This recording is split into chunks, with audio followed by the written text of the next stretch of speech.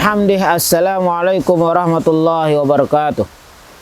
Alhamdulillah nahmaduhu wa nasta'inuhu wa nastaghfiruh wa na'udzu billahi min sururi anfusina wa min sayyiati a'malina. May yahdihillahu fala mudhillalah wa may yahdihillahu fala mudhillalah wa man yudlil fala hadiyalah. Asyhadu an la ilaha illallah wa anna Muhammadan abduhu wa rasuluh. Allahumma salli wa sallim wa barik alaihi. Berjumpa kembali dalam kajian Ramadan kita. Mudah-mudahan kita berjumpa dan berpisah dalam keadaan sudah mendapatkan maghfirah dari Allah Subhanahu wa taala. Amin amin ya rabbal alamin. Pemirsa yang dimuliakan Allah Subhanahu wa taala, kita kembali mengkaji apa-apa saja hal-hal yang kita perlu waspadai, perlu kita ketahui di dalam menjalankan ibadah puasa ini. Salah satu perkara yang sangat penting kita ketahui adalah hubungan kita dengan suami istri ketika di bulan Ramadan. Banyak orang salah kaprah. Ketika mereka berpuasa, mereka seperti tidak kenal dengan anak istri mereka. Suami istri terasa asing, saling membelakangi. Kenapa? Karena banyak terlalu khawatir, terlalu salah mengambil sikap, salah di dalam berhati-hati, sehingga untuk menyentuh istri pun tidak. Permasalahannya adalah apakah batal ketika kita mencumbui istri kita, bahkan sampai kita merasakan sesuatu yang nikmat tapi belum sampai kepada keluar air mani. Nah, di sini pembahasannya di dalam kitab fikih sangat jelas dikatakan bahwa yang membatalkan puasa adalah bertemunya dua kemaluan. Artinya ketika kita menggauli istri kita, batallah puasa kita. Tapi ketika kita sekedar romantis biasa, membelai rambut, mencium pipi, saling pegang tangan, itu harus tetap dilakukan. Tapi selama kita bisa menjaga diri kita, jangan sampai terlena dengan itu. Nanti ujung-ujungnya yang di bawah bangun, nanti nggak bisa ketahan. Tapi kalau kita jamin bisa menjaga diri, hukumnya tetap sunnah. Mandi bersama, segalanya bersama, makan bersama, sahur bersama, sunnah. Maka kita ambil kesempatan momen daripada COVID-19 ini, perbanyak kebersamaan kita bersama anak dan istri.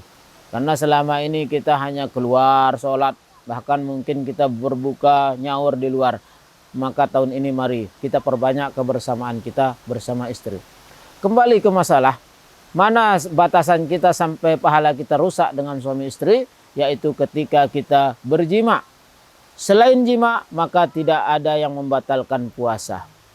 Nah, berjima, apakah kita sampai ke puncak, artinya sampai keluar air mani atau tidak jadi masalah. Yang penting bisa bertemu dua barang yang berharga itu, batallah puasa kita.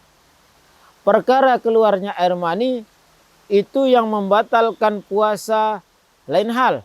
Jimanya membatalkan puasa, keluar mani pun membatalkan puasa. Adapun keluar mani ini dia juga punya syarat. Pertama, dikeluarkan dengan sengaja. Ketika orang sengaja mengeluarkan air mani, maka hukum puasanya batal. Tapi kalau tidak sengaja, tidak batal. Misal kita tidur, tahu-tahu mimpi, puasa tidak batal. Tapi kalau sengaja, kita nonton film, atau kita mengelus-ngelus istri kita sampai keluar, batallah puasa kita. Intinya adalah keluar air mani dengan sengaja, itu yang membatalkan puasa.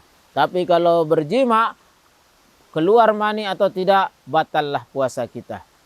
Dan satu hal yang harus kita ingat, jumhur ulama, terutama di dalam mazhab Syafi'i, mudah-mudahan kita terlindung dari ini, yaitu orang yang membatalkan puasanya karena berjima, terutama yang muda-muda, pengantin baru, didikan agama kurang, mereka diam-diam di dalam.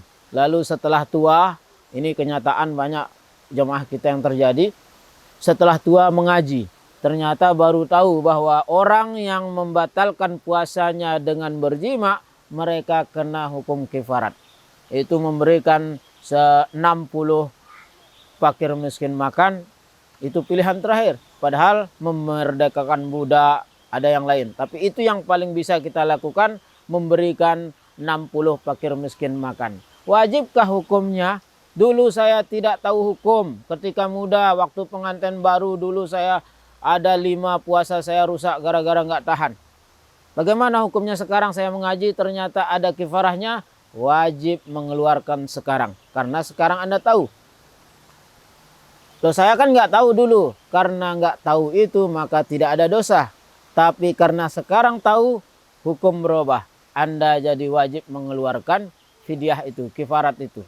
Maka alhamdulillah banyak kita jumpai masyarakat kita di tahun kemarin terutama banyak yang mengeluarkan kifarat atas hal ini. Dan mereka mengaku melakukan apa yang dilarang.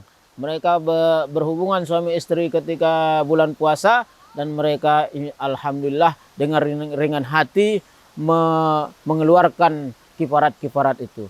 Aturannya kifaratnya gimana Ustaz? Perlu ini kita ketahui untuk masing-masing. Kenapa? Bisa jadi kita malu untuk bertanya. Bisa jadi kita tidak tahu buku apa yang harus kita buka. Maka perhatikan baik-baik. Hukum kifarat ketika kita mau mengeluarkan kifarat atas dosa kita berhubungan suami istri di bulan Ramadan. Satu, harus diingat bahwa tidak bertambah kifarat itu dengan pengulangan berjima berkali-kali. Tapi dia dihitung harinya. 1 hari puasa kifaratnya 60 fakir miskin diberikan makan. Walaupun 1 hari itu berjima sampai 5 kali 6 kali. Begitu. Lah bagaimana saya berjima tidak sampai keluar dulu. Tapi sekarang harus denda kifarat seperti ini, tidak ada masalah. Yang penting namanya berjima, mau keluar nggak keluar tetap kena kifarat. Wajibkah hukumnya? Jumhur ulama wajib. Karena itu tidak ada pilihan.